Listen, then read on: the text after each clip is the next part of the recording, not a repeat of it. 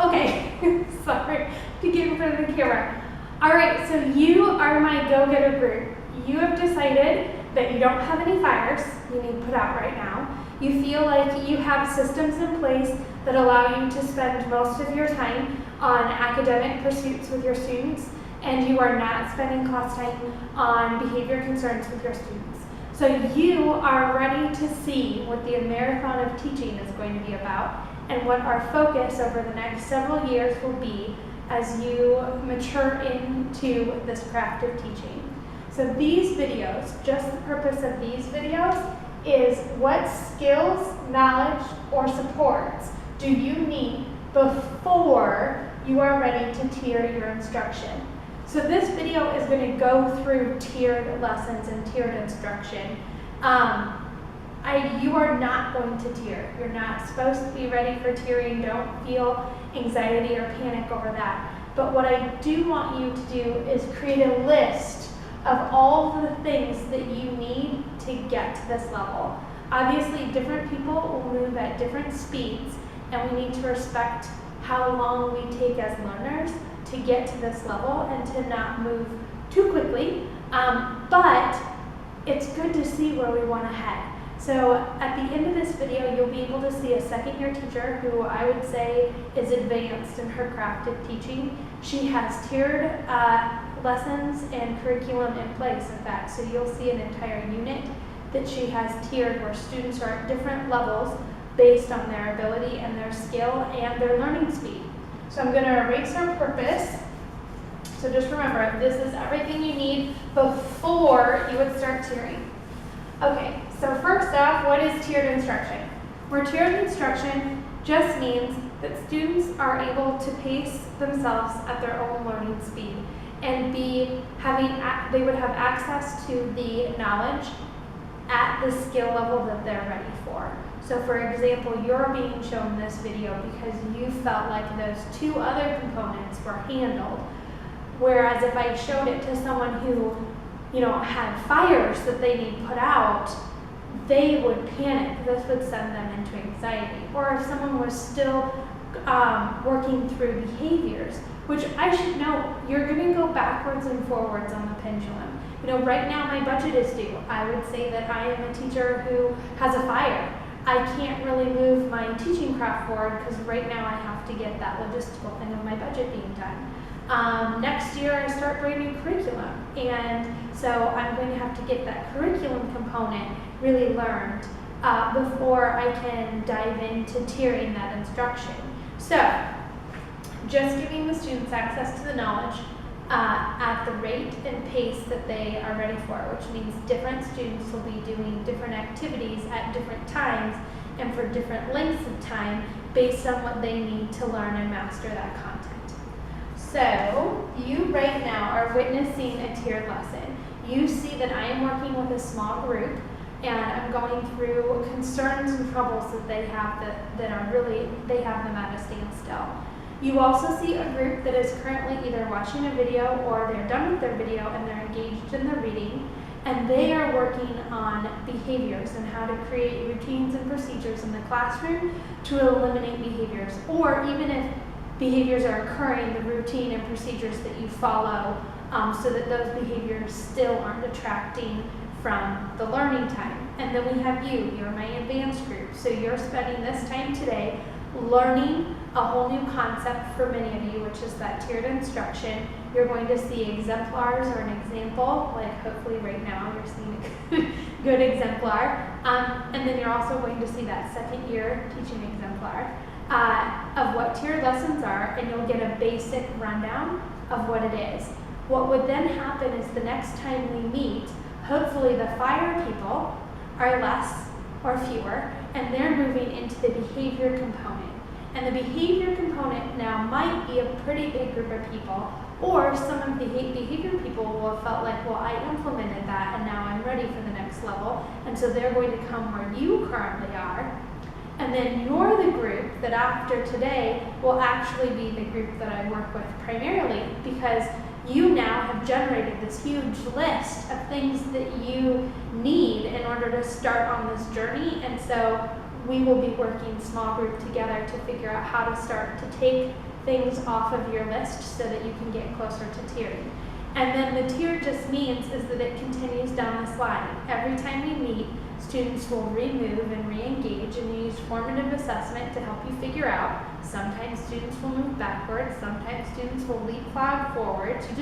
You let it evolve at people's own pace, which can be very terrifying as a teacher. So, how do you begin? Well, I'm going to use the lesson you're looking at right now as a way to show you how I did this. So, I created a list of things I felt like you needed to be ready at this level. So first thing is you needed to have no fires. You needed to have your behaviors, student and teacher, where you felt like you were in a comfortable place. And then one that I'm not addressing during this time, but will come up as you and I engage in this process of tiered instruction, is you are also going to need to know your curriculum and the learning progression really well. So essentially that's what I've done here, is I've made a learning progression. The fires really, theoretically, if we thought of it, is like this. This should be essentially kind of that first thing that I'm teaching, but the truth of the matter is sometimes your students need to go backwards before they can go forwards. You realize, you're teaching first grade and you realize they don't know what the alphabet is. Well, that would be horrible. But, then you have to go backwards. You can't ignore that as a thing. So once you've created your learning progression, you then decide the activity. Well, the fires people just need, for this particular lesson, like diving in, what's the problem, solve the problem, strong teacher support, right? So that's my current small group. My behavior people really need access to some information, some tips and tricks, and they need time to collaborate and solve problems collectively. So that's what you're going to see them engaging with.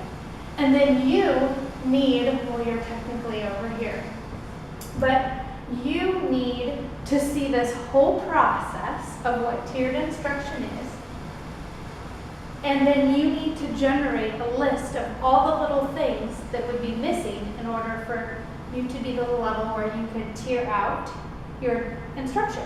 And then all I do is, for this, I used videos, right? These guys I'm using are reading, but essentially you just lesson plan, only you lesson plan for everybody at once. And the trick is then you have to come up with an organization way to deliver all of this instruction at once, hence why I'm using the videos. But you'll see in the example that's coming here in just a little bit, she doesn't use videos. Instead, she has stations where she has written out directions, and then there was a lot of procedure and routine in place for teaching students where to go and how to go. And the benefit of the lesson that you are going to see is it is day one of a new unit. So even though the students have been through this before, it's going to allow you to see rough edges, because they'll have to remember, oh, here's how I transition, and here's where I know where I need to go. And you'll see the formative assessment that she uses to get them into their groups. You'll see her sort the formative assessment. And so all of that being done live can give you a real, genuine feel. So, after you've watched that video with students involved in a tiered lesson, what I want you guys to do as a group, and I'm going to let you make a choice. Student choice is good. They really like choices. You can decide to do this individually, or you can decide to do it collectively. But what I want you to do, and I just let my videos be real. I mean, if I was teaching you right now, you would have to wait for me to erase the board. Could I do a PowerPoint? Oh, see, now I'm out of the camera. I sure could, but I'm not sure you would have learned more if I had done a PowerPoint, and that would have taken me 30 more minutes. So, always, always, always ask yourself, will this increase learning? Will it increase learning? If the answer is yes, then you do it. If the answer is no, then you let it go. Like if I tripped and fell, or I watched this and I got booger hanging out of my nose, I'd be like, well, I guess that's going to be there. So anytime you're engaged in the school day, just, is it increasing learning? Is it increasing learning? If it's not, get out and get into something that is. So, sorry, got distracted. See, I'm not increasing learning. Okay, so you're gonna take sticky notes, and I want you guys to come up with a big list. So list number 1, and don't worry about a specific order, but it might be that I need to teach my curriculum all the way through. It might be that I need to go back to behaviors because holy cow, if I'm not leading the herd isn't like everybody's chickens. They have run in different directions. So you want to go back and get some behavior information. It could be that you feel like you need a lot of supports around different ways to do different activities, or you need help on how to differentiate content to address all the different reading levels, or whatever the list is. And I recommend working collectively because you'll think of more things. You should have, I lost a thing. You're going to have about 25 sticky notes when you're done of all the little things that when you look at the big picture you need in order to make this happen. That list is okay because you know what? That list isn't on your plate, it's on mine. So hopefully you enjoy this video from Sarah in the Spanish room so you can see a tiered lesson in action with students. Thank you. Oh, I forgot something. At any I'm a spaz.